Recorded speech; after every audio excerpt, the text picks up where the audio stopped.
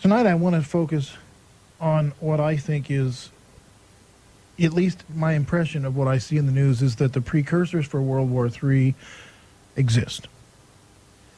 I was reading Colonel Powell's book, or General Powell, Colin Powell's book. And he talks about, in the book, the orders that he got by Defense Secretary Dick Cheney. He got orders to draw up plans for using nuclear weapons against Iraq as they were leading up to the Persian Gulf War.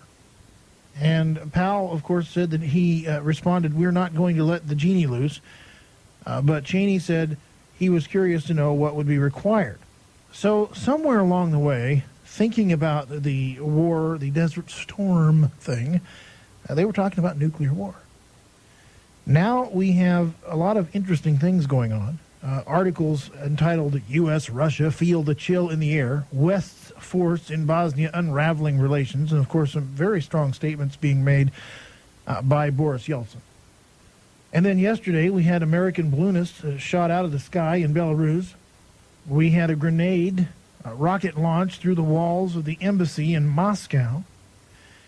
And things are not looking really, really bright out there, folks. And so I thought we'd invite Dr. John Coleman on this evening, and he could give us a little bit of history about Yugoslavia and these newly formed countries making up the former Yugoslavia, what the conditions are there, and where we're headed. John, welcome to the program. Thank you, Roger. I'm glad to be back with you again tonight.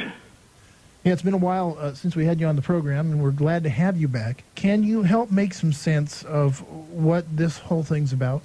Well, seemingly it's a real muddle, but actually when you get behind the scenes and look into it, it's very clear what's happening.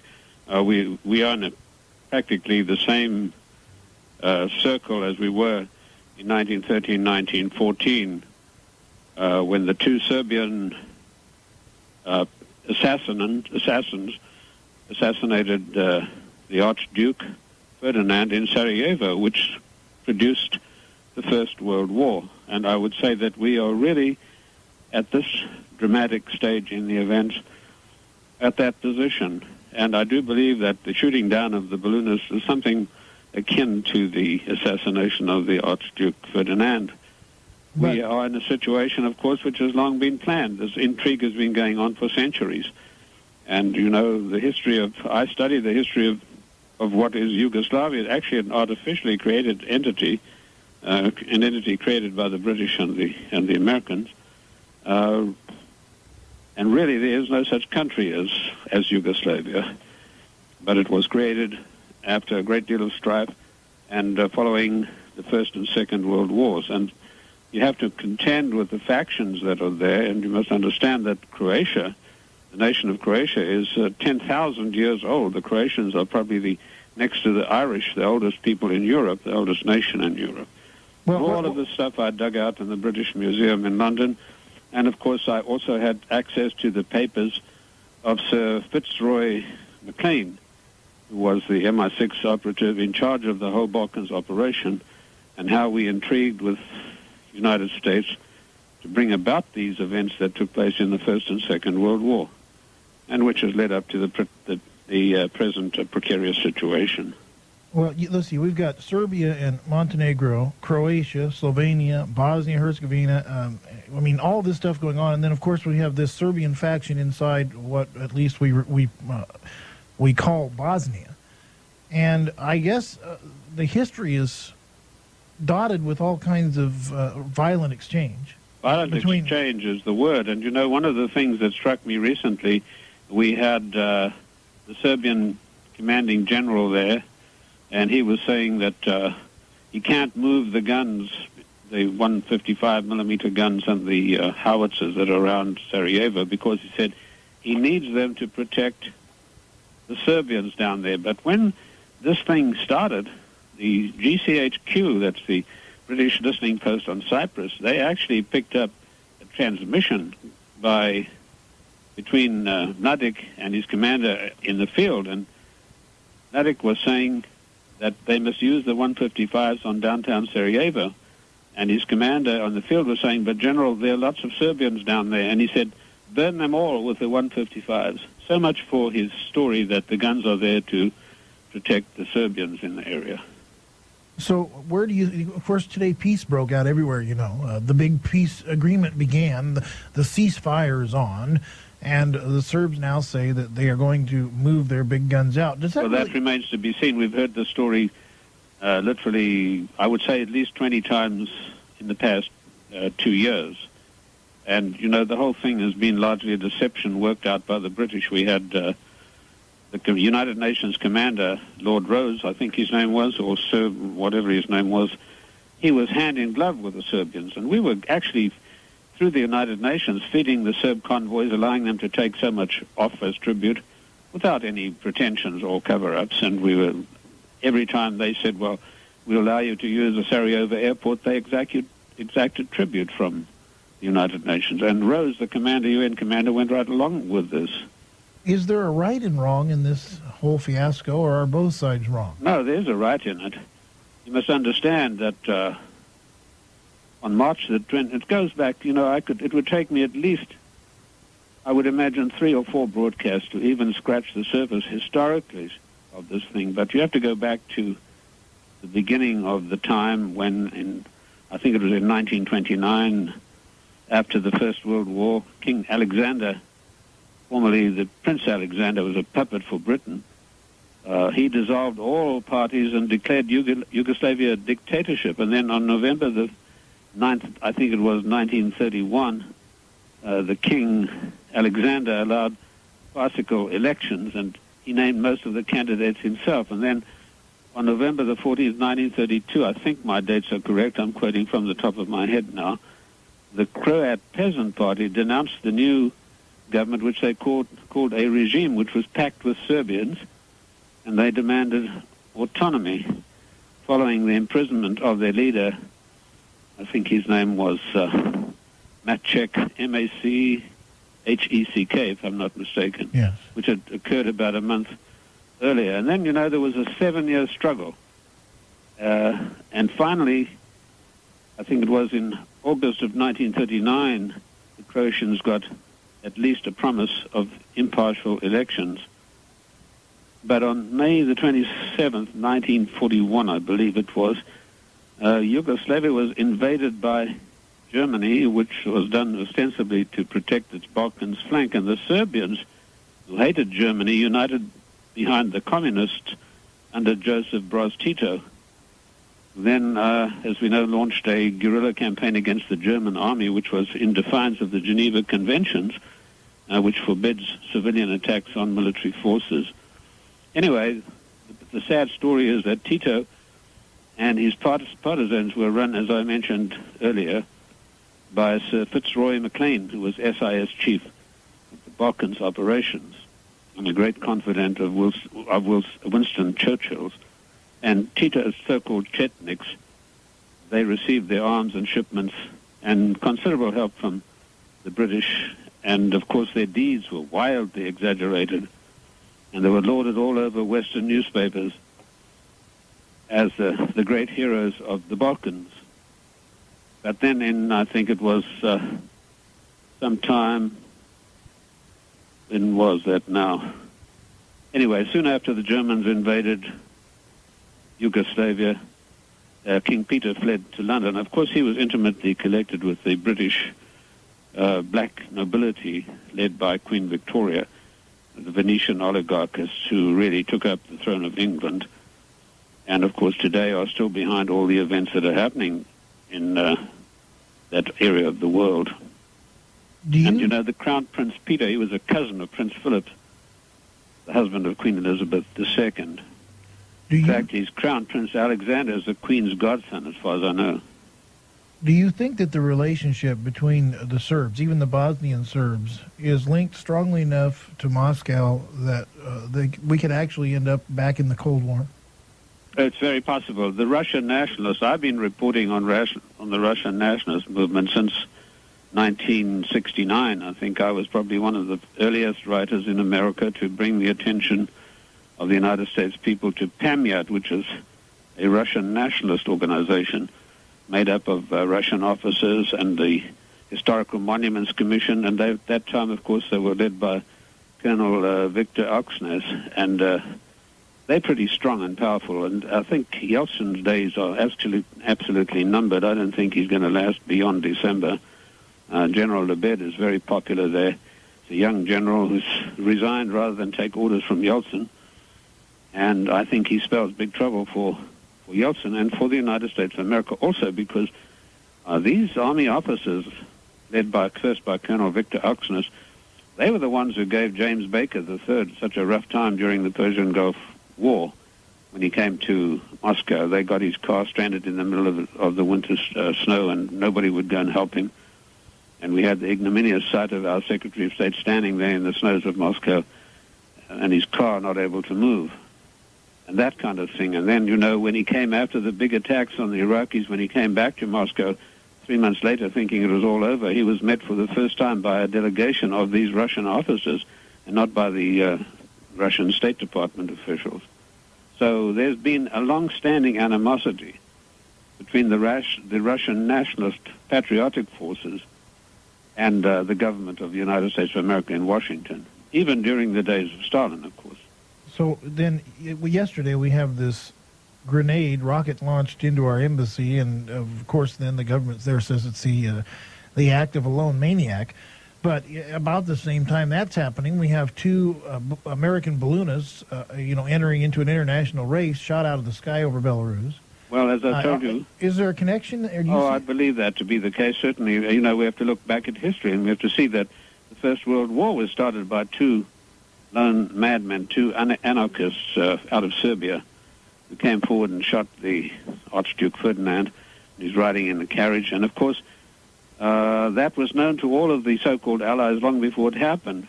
And I do believe all of these incidents are created.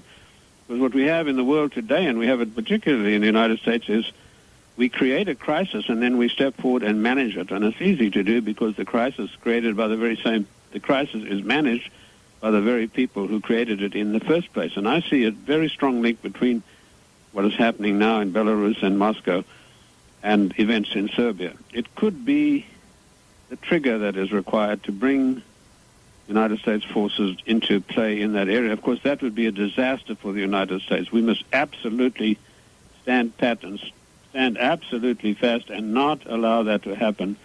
In the June issue of my World in Review magazine, I gave all of the steps that need to be taken to stop the war in the Balkans without putting any United States troops in there at all. And I think it's a very feasible plan. I've talked to a lot of people, my peers around the world, about this, and they all tell me this is an excellent plan that I came up with. It's not a new plan. We did it with Saddam Hussein during the Gulf War. We did it with Pablo Reza, the Shah of Iran, as well. And it's really an economic solution. And as you well know, Roger, all wars are economic in origin. So we can stop this Balkans thing if we adopt economic measures. We know all where the banks are that are being used by the villain in this piece is Slobodan Milosevic. This is the villain. This is the man who started the whole thing. And we must not forget that he was a staunch, leading communist under Tito. And he's still a communist as far as I'm concerned. Oh, he carries with him the trappings of so-called democracy, but this man at heart is definitely a communist. And, of course, if he can be used as a puppet, as a tool of the Western powers to really get the thing going, don't forget the international bankers love wars. They need them every 25 years or so to keep their coffers filled. And we're just about in that cycle now where another war is very necessary for the international bankers. What do they benefit from a war? How can a war possibly create wealth for banks? Well, to start with, all sides in the conflagration are supplied by the bankers. We saw that since the beginning of I would say, the last 200 years. You can certainly count on the fact that every revolution, every war had its origins in economic causes, and of course, the bankers have financed all sides to the wars, and they've come up Trump's with all the money. And, of course, we know that in the scheme of things of the New World Order, of which the strongest disciple in the world today is the former President of the United States, George Bush. Well, he greatly favored the stratagem of using the international banks to finance both sides of the war. We had it in the Civil War in the United States of America as well.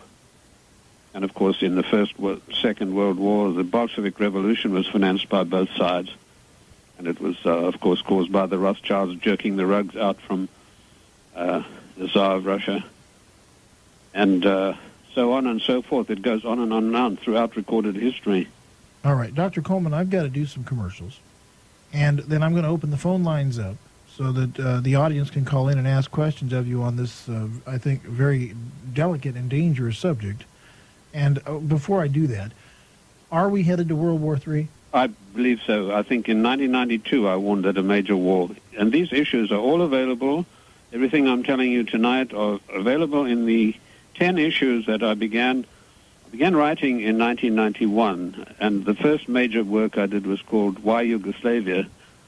It was called A Critical Analysis, in which I go through the entire history of the region. Then the second one was another major work in which I spell out exactly what it's all about, and I call that Yugoslavia in Focus. Then I've done 10 articles in World in Review from 1992 right up to the present day, and I'm going to offer these later to your listening audience if they are interested in getting them. Okay. Thank you very much. Ladies and gentlemen, I'm going to go ahead and open the phone lines, and you can get lined up to talk to Dr. Coleman. If you're in the local audience, you'll need to use the priority line this evening.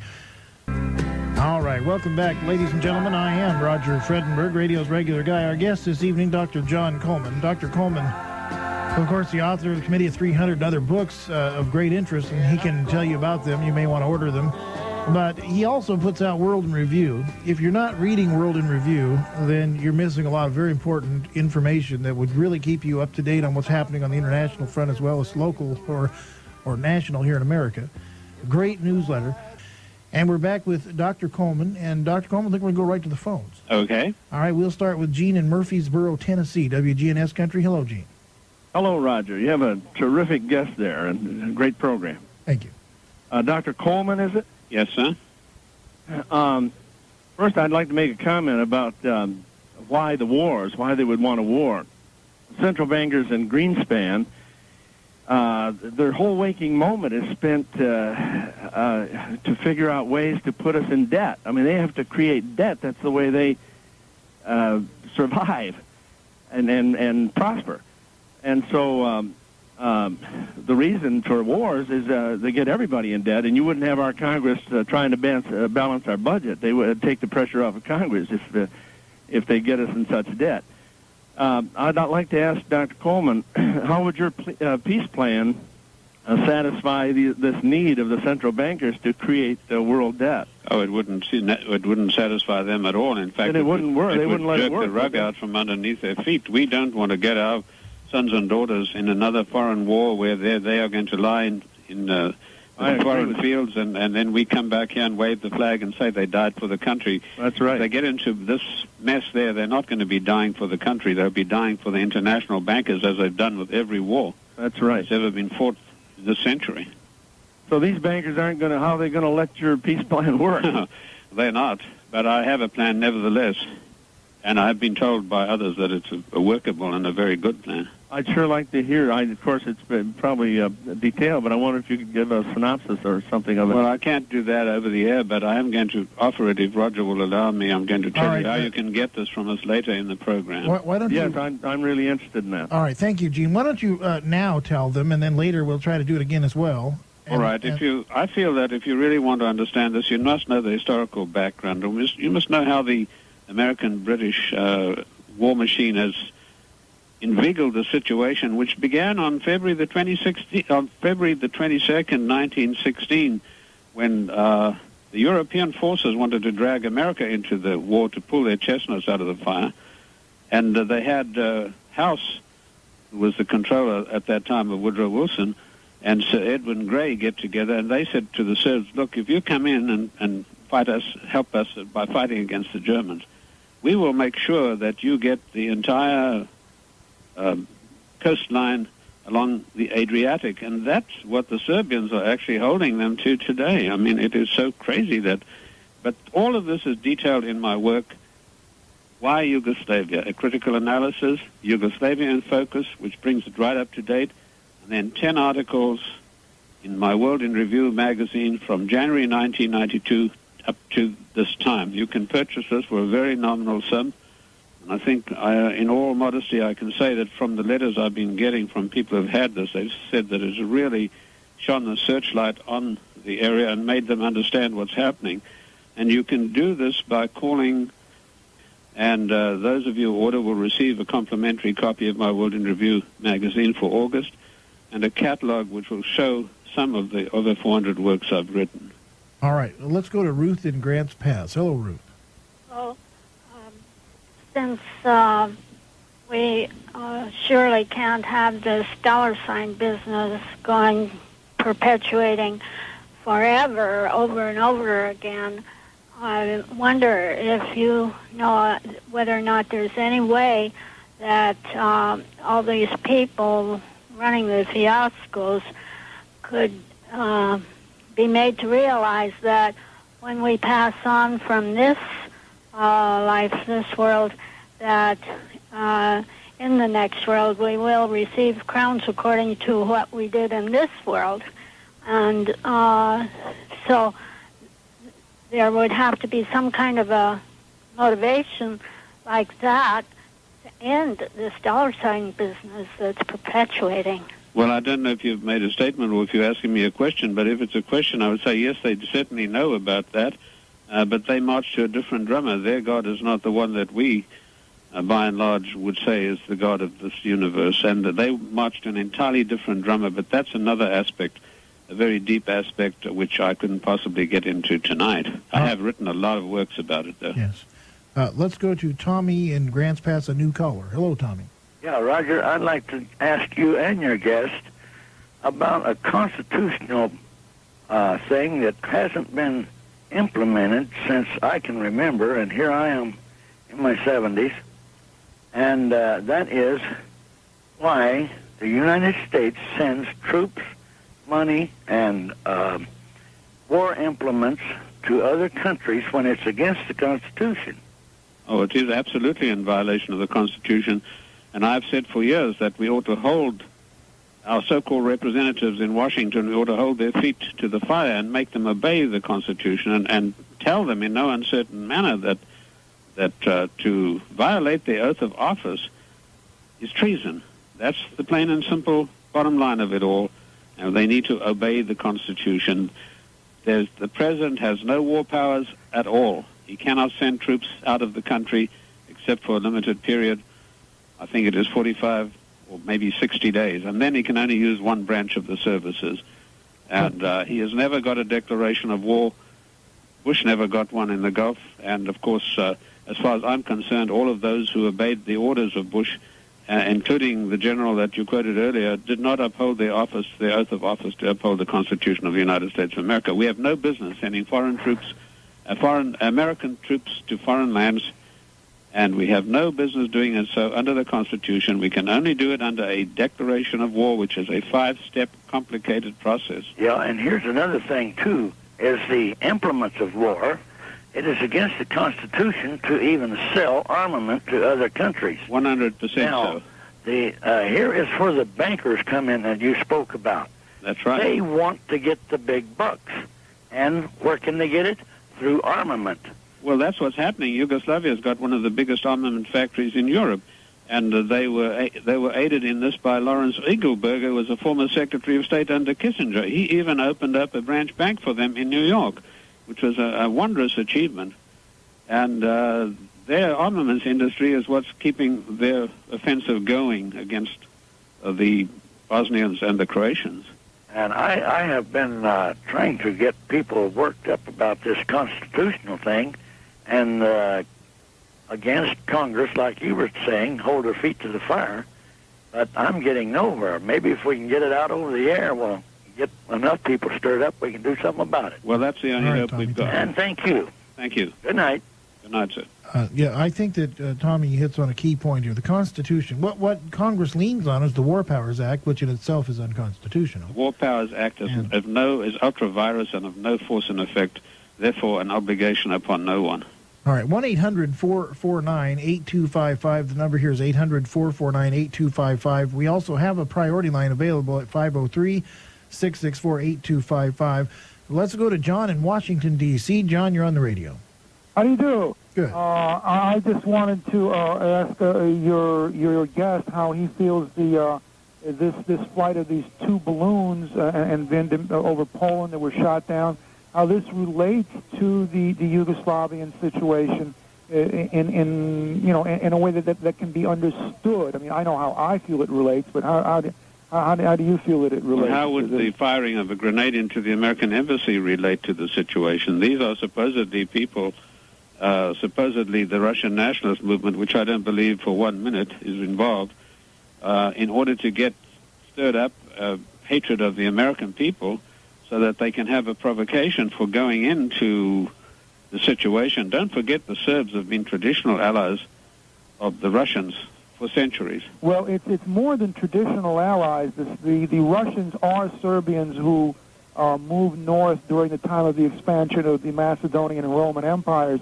But the point is that if you can imagine how the average American would feel if at this time today, right now, the Japanese were bombing somebody in the Philippines or in Indonesia, and they had a large army somewhere, and they had a fleet, and they were involved in strife between Muslims and Christians in Indonesia and the Philippines, and then all of a sudden some balloons appeared over Hawaii that were Japanese. I think the average American would want to shoot down those balloons. And the average East European knows that, this is exactly how World War I and World War II began. First there was fighting in Yugoslavia, in the Balkans, and then the West or the Germans or whoever attacked into Poland. And that's exactly the same way that they feel about it right now. Well, exactly. The whole thing is layered. It's part of a strategy. And we've also always intervened in the affairs of other countries, again in violation of the Constitution of the United States of America. All right, gentlemen, I have to go to break, so just hold on there. Folks, please remember to contact MagSoft. We really did get MagSoft's no-salt magnetic water conditioner and put it at my dad's house. My dad did install it himself, and it really does work. He had a terrible hard water problem, one of the worst I've ever seen, and it's been resolved. It's been resolved because we had the courage to try. Have the courage to try. Call MagSoft. You get a 90-day money-back guarantee. If you've got hard water, and you'll know you'll have a ring in your toilet, that crusty buildup in your shower head, spots in your car when you wash it, your clothes will start looking dingy when you wash them. Call MagSoft. I'm telling you. Plus, if you've got chlorine, you live in the city, you got that nasty chlorine, well, guess what? Gets rid of that too, huh? How can you beat the deal? Call MagSoft. Try the product. No risk. 90-day money-back guarantee. 1-800-929-7638. That's 800-929-7638. 800-929-SOFT, S-O-F-T. And then, of course, remember to order your OPC grapeseed extract. Say, is this where you have that high-tech brushless wash? All right, welcome back, ladies and gentlemen. Our guest is Dr. John Coleman. Dr. Coleman has over 400 written works, all of them worth reading.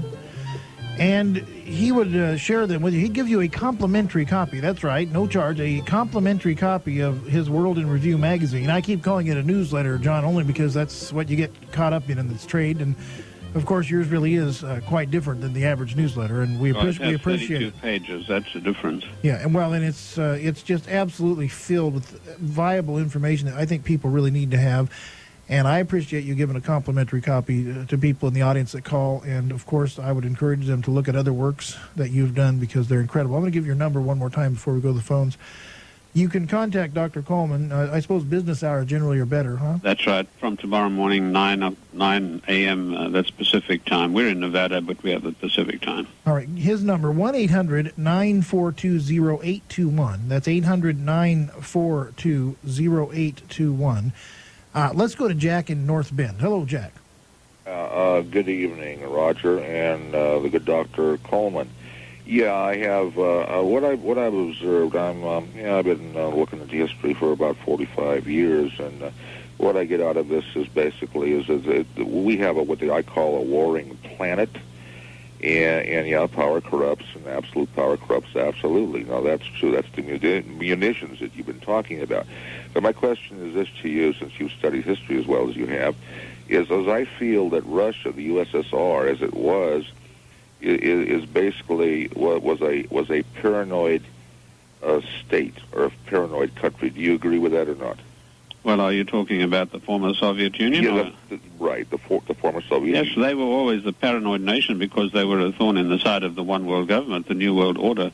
The one country that the Committee of 300, which I wrote in my book, could not bring to heel and could not bring into the fold to complete the circle, which would allow them to start the New World Order, was the USSR. And, of course, Stalin said he wouldn't come into this because he didn't trust the people in Washington at any time. Really? And so they were never able to get Russia quite into their fold, the USSR. Now that Stalin is gone, the military are even more paranoid. Oh, so they don't trust the United States 1 inch. So what you're telling me that the Russia, the USSR, was against the one world order? Yes. Really? They refused to be subjugated by it. Well, how about that? Maybe I better read The Korean War was fought to teach Stalin a lesson, to contain him and to show him that he couldn't go his own way, and that cost us 59,000 lives in Korea. Is that a fact? Well, I guess you just told me something I didn't know. All right, Jack, thank you very much. Thank you. Tricia in Grants Pass, Oregon, how are you? Oh, hi, Dr. Coleman. I would like to ask you if we get Pat Buchanan elected president and Charles Collins for vice president, is that going to straighten anything out, or are we still going to have to get the right congressmen and the right senators in there? Otherwise, they won't get much done. No, and another won't. Thing I was wondering about is what about this monetary system? Can we say we hereby rescind these debts, instead of passing them on to our children for generations, They always forgive them for their debts, those foreign countries, so why can't the American taxpayer be forgiven? Well, the American taxpayer could be forgiven overnight. Congress has the power to rescind the Federal Reserve Board's charter tonight if they so chose, and of course they could do the same. They could wipe the slate clean of the so-called debt owing by the American people. John, is there anyone in the candidacies for president that you have seen yet that really would give real hope? No, absolutely not. So what do you think of guys like Buchanan, who seem to be on the right track against GATT, against NAFTA, a little more nationalistic? Well, let me say that Buchanan, in my opinion, is the best of a bad bunch. I think Buchanan by himself is okay, but I don't know what influences he may be subjected to. Of course, the others are all members of the secret orders and members of the Council on Foreign Relations. They're all controlled out of the Royal Institute for International Affairs, as has been since 1912. How do they control them? Well, they deliver their orders through the Royal Institute for International Affairs, and don't forget, they select the candidates. We do not select the candidates ourselves. These candidates are elected for us, and through the Tavistock Institute for Human Relations, which is the greatest brainwashing, I use the term so that everybody can understand it, institution in the world, they are able to, what they will call, their term is conduct long-range penetration warfare against the American people. They did this against the Germans in the Second World War, and in 1946, when Germany was no longer the enemy, they turned their attention to the people of the United States of America, and they have been conducting long-range penetration and inner conditioning. That's there from their manual I happen to have. Well, you bring that up, and before we get to the end of the program, I wanted to say something. In 1950, if 2 American balloons would have been shot down over Belarus, there'd have been a scream for war. Well, look what happened. The people in this country would have been jumping up and down screaming for war. What happened when the Barbary pirates attacked our ships? You know what happened? We immediately enfiladed them and shot them right out of the waters. But we don't, I think what is going on today with these 2 balloonists, this is a layered transaction, for want of a better description, which they hope will get us into this Third World War. And usually is always an appeal to patriotism and to nationalism. When you talk about this internal conditioning, and the reason that interested me was because, we had KAL-007 aircraft shot down by the Russians, Congressman Right. Larry McDonald was on that airplane, one of the most recognized conservative advocates in this country. I knew MacDonald because I addressed a conference that he attended in Costa Rica, I think, in the very early part of his career, and I knew him from that encounter. So, yes, it was shot down, and, of course, we did nothing about it. And of course, to make my point, it seems as though the American people have gotten to be so complacent that they just really don't care. Well, they're not complacent. The thing is they've been conditioned. Yeah, well, and of course, that's an interesting concept, and I see certain types of conditioning all the time in the media, so I guess I agree with you.